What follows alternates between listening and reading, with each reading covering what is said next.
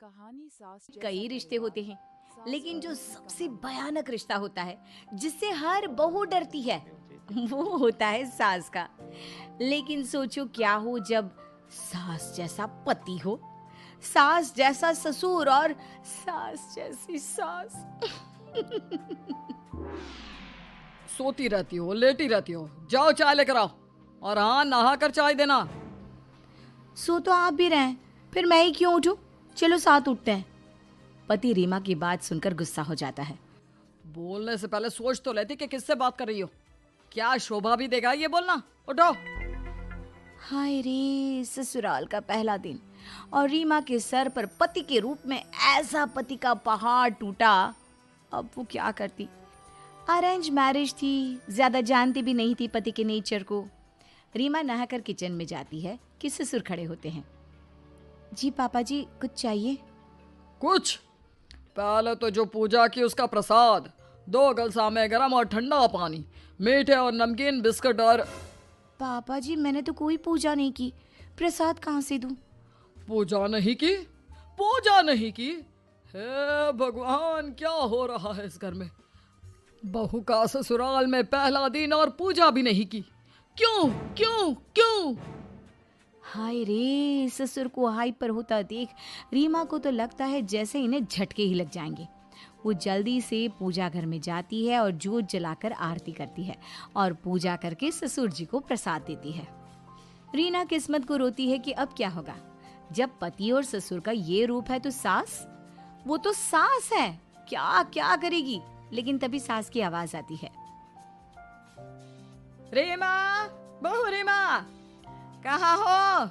ससुराल का पहला दिन और अभी तक बहू मेरे कमरे में झांकने तक नहीं आई कि सास जिंदा है या मर गई। क्या बहू? रीमा भागकर सास के कमरे में जाती है जहां वो बेड पर पैर लटकाए बैठी थी। क्या हुआ माँ जी, क्या चाहिए आपको? अरे पल्ला ले सर पर और पैर छू मेरे। हमारे यहाँ बहू जब तक नहा धोकर पूजा पाठ करके सास के पैर नहीं छूती, पैर तो हम जमीन पर नहीं रख सकते। हाय रे मम्मी जी, ये कहाँ का कस्टम है? ये तो मैंने कहीं नहीं सुना।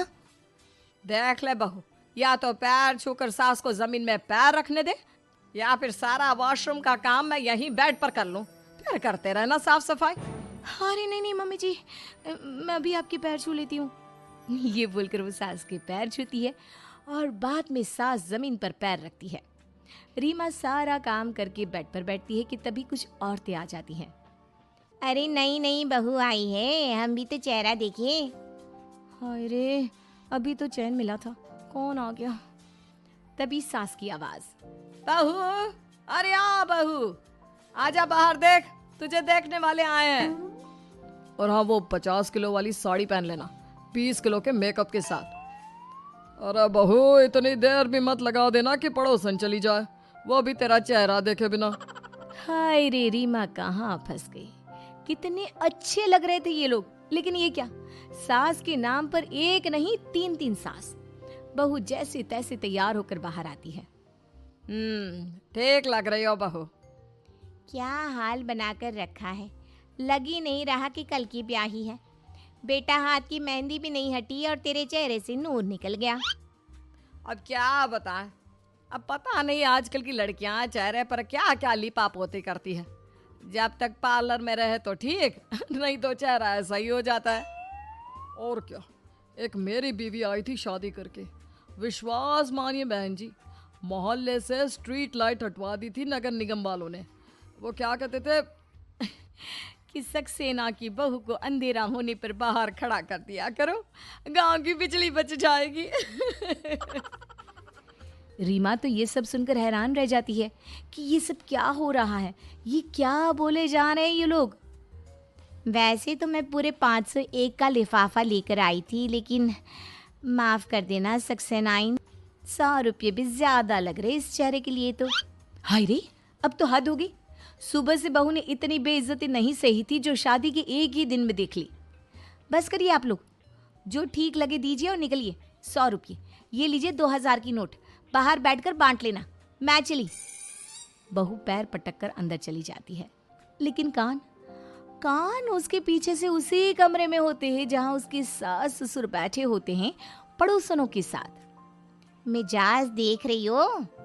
अरे शक्ल नहीं तो कम से कम व्यवहार तो बना लेती। न जाने कौन सी बात चुप गई, हमने तो कुछ भी नहीं कहा। और मैंने तारीफ जो कर दी तुम्हारी, वही बर्दाश्त नहीं हुई लग रहा। आप भी ना कहीं भी शुरू हो जाते हैं। अरे कहीं भी क्या, जो सच है वो बोला। मुझे क्या पता था कि सास की तारीफ पसंद नहीं होगी। पड़ोसनी चली जाती है तो वहीं बहू भी अंदर सोच लेती है कि अब या तो मायके का रास्ता देखो या फिर इन लोगों को सुधार दो। अब शादी की एक ही दिन बाद वापस मायके जाना भी तो ठीक नहीं लगता, तो ऑप्शन में सिर्फ इन लोगों को सुधारना बचा है। लेकिन कैसे, चलिए देखते हैं। फिर एक रोज, बहू ओ बहू, जरा पैर छू कर आ, जल्दी वॉशरूम जाना है। बहू सुन लेती है, वो चुपचाप कमरे के बाहर ही खड़ी हो जाती है। रुक बुढ़िया, तेरी तो सारी प्रथा खत्म करती हूँ। फिर वो जोर से चिल्लाती है, माँ जी वो साड़ी का मैचिंग ब्लाउज नहीं मिल रहा, अभी थोड़ा वक्त लगेगा आने में। अरे यहाँ तो मैचिंग के चक्कर में है और मेरा प्रेशर हाई हो रहा है। रुक बुढ़िया, तूने मेरी जिंदगी का रायता बनाया है ना, देख मैं तेरी जिंदगी का क्या क्या बनाती हूँ। अरे बहू, तेरी सास का बुरा हाल हो रहा है, जल्दी से कमरे से बाहर निकल। उसका पैर छू ले, नहीं तो वो पैर जमीन पर नहीं रख पाएगी। बहू। बहू तो सन्न होकर कमरे में ही रही। काफी देर बाद बहू बाहर निकलती है। मिल गया सारा मैचिंग, कहाँ है सासू माँ? ससुर हाथ में बाल्टी लेकर खड़े थे। रहने दे तू तो बहू, अब तो काम हो गया तेरी सास का।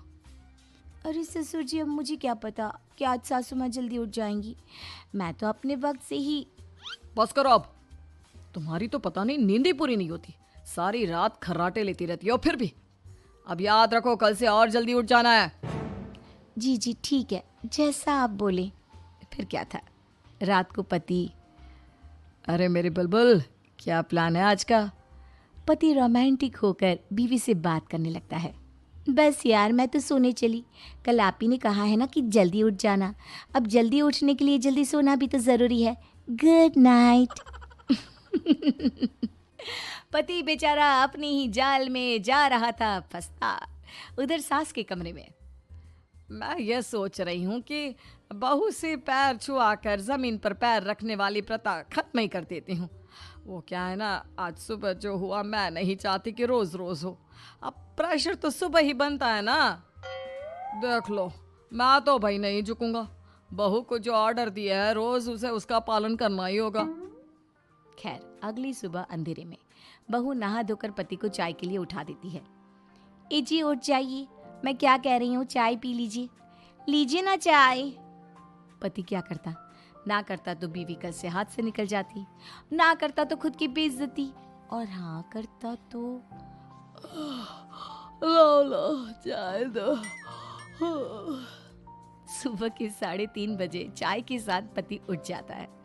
चाय पी लेने के बाद नींद भी कहाँ आनी थी, वो तैयार हो जाता है। लेकिन फिर ऑफिस में पति का बॉस, देखो रवि, काफी देर से देख रहा हूँ मैं, ऊँघ रहे हो तुम ऑफिस में। ऑफिस सोने आते हो या काम करने के लिए? सॉरी सर, वो सॉरी वॉरी कुछ नहीं। आगे से मैं तुम्हें सोता हुआ ना देखूं, जाकर मुंह धोकर आओ। पास खड़ा रवि का दोस्त शरारती आवाज में कहता है, अरे बॉस, नई नई शादी हुई है लड़के की।